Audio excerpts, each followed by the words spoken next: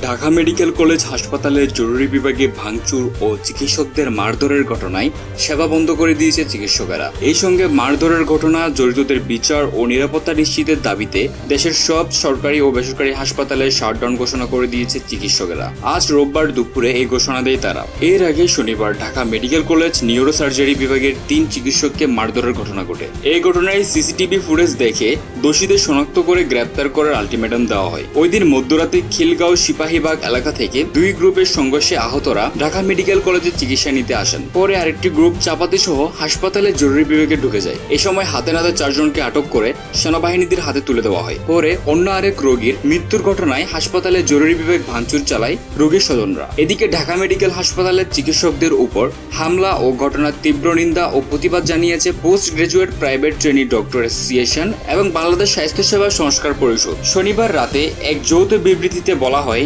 আগামী 48 ঘন্টার মধ্যে চিকিৎসকদের ওপর হামলা ও ঘটনার বিচার বিভাগীয় তদন্ত নিশ্চিত করে দোষীদের আইনের আওতায় আনা না হলে এবং চিকিৎসকদের সুরক্ষা আইন বাস্তবায়ন না করা হলে ইমার্জেন্সি অপারেশন চিকিৎসা ছাড়া সকল প্রকার অপারেশন ও সেবা অনির্দিষ্টকালের জন্য বন্ধ ঘোষণা করা হবে। খবর বাংলা 24 ডেস্ক নিউজ।